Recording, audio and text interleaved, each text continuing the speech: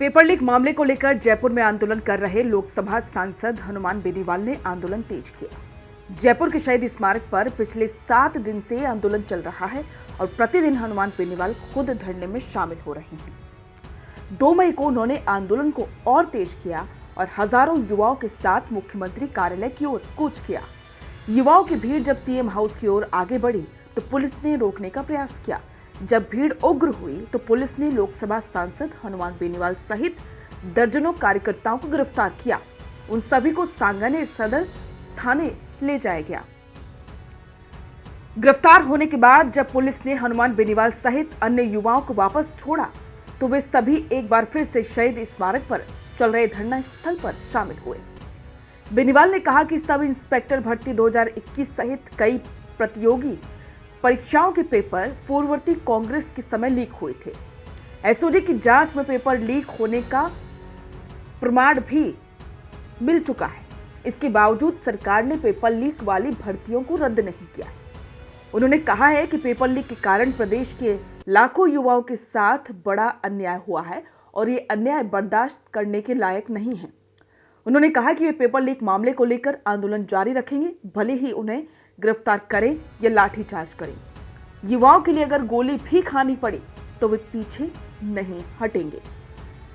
धरना स्थल पर संबोधित करते हुए हनुमान बेनीवाल ने कहा कि पूर्ववर्ती कांग्रेस सरकार के कार्यकाल में हुई सभी भर्तियों की सीबीआई जांच कराई जानी चाहिए, क्योंकि लगभग सभी भर्ती परीक्षा में पेपर लीक हुए और पूर्ववर्ती सरकार के संरक्षण में नेताओं की मिलीभगत भी रही।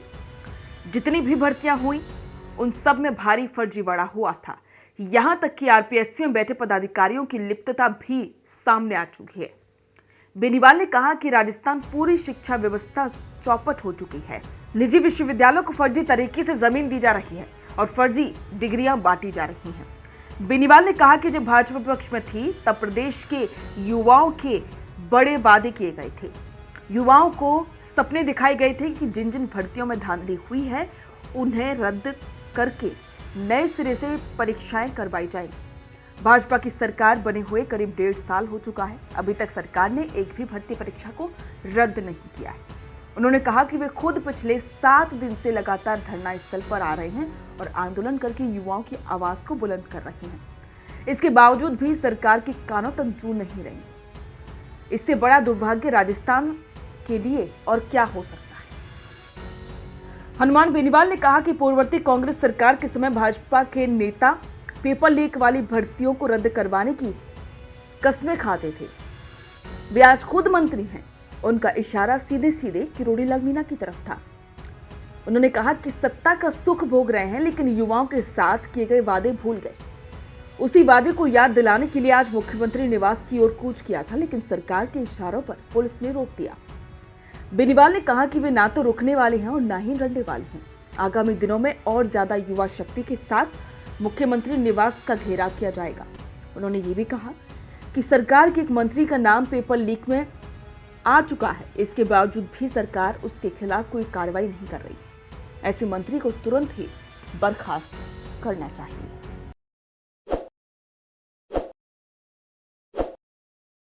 ताज़ा खबरों के लिए विजिट करें द फैक्ट इंडिया की वेबसाइट और डाउनलोड करें द फैक्ट इंडिया ऐप।